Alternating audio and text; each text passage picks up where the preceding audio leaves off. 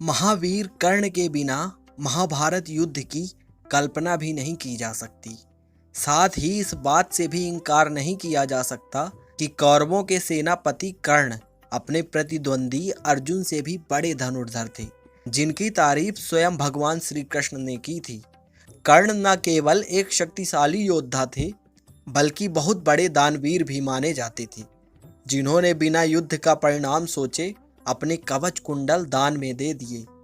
कर्ण जन्म से क्षत्रिय थे, लेकिन वह रथ चालक के घर पलकर बड़े हुए थे, जिससे उनका एक नाम सूत पुत्र भी पड़ा।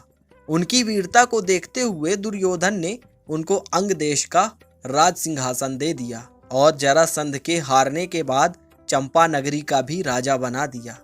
लेकिन इस महान योद्धा का जीवन किसी तपस्या से कम नहीं था। इन्हें कई ऐसे कर्मों का परिणाम भी भोगना पड़ा जिनमें इनकी कोई गलती नहीं थी। अनजाने में किए काम और दूसरों की भलाई के चक्कर में इन्हें 4 ऐसे शाप मिले जो इनके लिए प्राणघातक साबित हुए। इन्हीं 4 श्रापों की वजह से महाभारत के निर्णायक युद्ध में इन्हें अर्जुन के हाथों वीर गति की प्राप्ति हुई। तो आइए आज बात करते हैं इन्हीं 4 शापों के पीछे की कहानी की। पहला शाप परशुराम ने दिया था।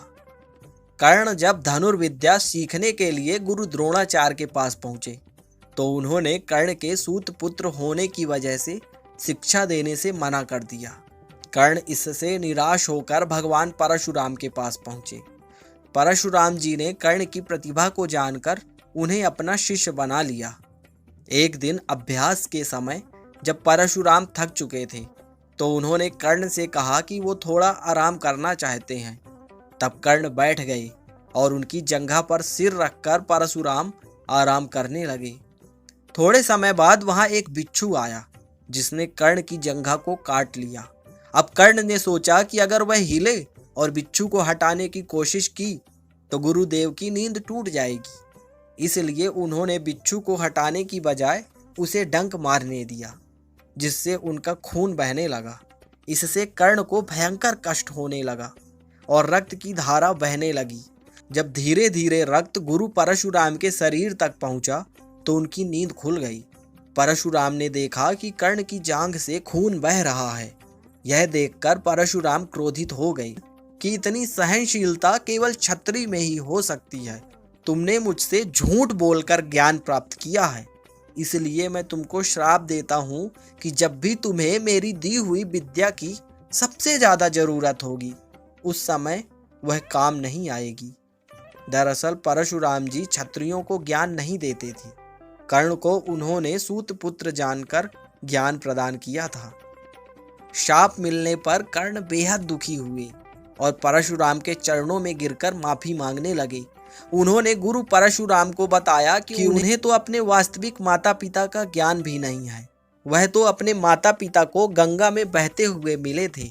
यहाँ मैं सीखने की मंशा से आया था। कोई भी मुझे सूत पुत्र होने के कारण ज्ञान प्रदान करने के लिए तैयार नहीं था। केवल आप ही ऐसे इंसान हैं जिनकी मुझ पर कृपा हुई है। कर्ण की बातों से परशुराम जी का क्रोध शांत हुआ और उन्होंने कहा कि शाप तो वापस नहीं आ सकता, लेकिन तुम जिस यश के लिए भाग रहे हो वह तुमको जरूर मिलेगा और तुम महानतम धनुर्धर बनोगे। इसके बाद भगवान परशुराम ने कर्ण को अपना विजय धनुष प्रदान किया। दूसरा श्राप एक ब्राह्मण ने दिया। कर्ण को दूसरा श्राप एक ब्राह्मण ने दिया था। एक दिन कर्ण शब्द भेदी वाण चलाने का अभ्यास कर रहे थे। तभी उनको झाड़ियों में से किसी जीव के चलने की आवाज आई, तो उन्होंने समझा कि कोई हिंसक जीव हो सकता है जो यहाँ रहने वाले मनुष्यों के लिए खतरा बन सकता है। इसलिए उन्होंने बिना पड़ताल किए बाण चला दिया। बाण किसी हिंसक जीव को नहीं, बल्कि एक बछड़े को लग गया, जिससे उसकी मृत्यु हो गई। उस बछड़े का मालिक एक ब्राह्मण था, जो यह सब देखकर दुखी हो गया और क्रोध में आकर कर्ण को एक श्राप दे दिया। ब्राह्मण ने कर्ण को श्राप देते हुए कहा कि जिस तरह तुमने असहाय गाय के बछड़े को मारा है, उसी तरह तुम्हारी भी असहाय स्थिति में मृत्यु होगी। मृत्यु के निर्णायक क्षण में तुम खुद को असहाय समझोगे। कर्ण ब्राह्मण से माफी मांगता है, लेकिन वह उसे माफ नहीं करता। ब्राह्मण कहता है कि अगर माफी चाहिए तो उसे सबसे पहले मेरी गाय के बछड़े को जीवित करना होगा, लेकिन ऐसा करना किसी के बस में नहीं था। कर्ण को जो तीसरा श्राप मिला वो भी ब्राह्मण का ही था। ब्राह्मण ने इसी संदर्भ में एक और श्राप दिया था कि जिस तरह तुम रथ पर सवार होकर सर्वश्रेष्ठ बन जाते हो, दूसरों पर बिना गलती के और बिना किसी विचार के बाण चलाते हुए, लेकिन जब तुम जीवन का निर्णायक युद्ध लड़ रहे होगे उस समय तुम्हारे रथ का पहिया जमीन में धंस जाएगा और तुम अपने सम्मान की ऊंचाइयों से नीचे आ जाओगे। कर्ण जब महाभारत का निर्णायक युद्ध लड़ रहे होते हैं तब उनके रथ का पहिया जमीन में धंस जाता है और उन्हें रथ से नीचे उतरकर स्वयं ही रथ के पहिए को भूमि से निकालने का प्रयास करना पड़ता है। इसी समय अर्जुन दिव्यास्त्र चला देते हैं और कर्ण को वीर गति प्राप्त होती है। लोक कथाओं में कर्ण का जो चौथा श्राप है उसकी कहानी कुछ इस प्रकार है कि एक बार कर्ण कहीं जा रहे थे तो उनको रास्ते में एक कन्या मिलती है जो अपने घड़े से घी के बिखर जाने की वजह से रो रही थी। कर्ण ने कन्या से पूछा कि आखिर तुम रो क्यों रही हो, तो कन्या ने उसे बताया कि घड़े में से घी गिर गया है और अब उसकी माँ उस पर गुस्सा करेंगी।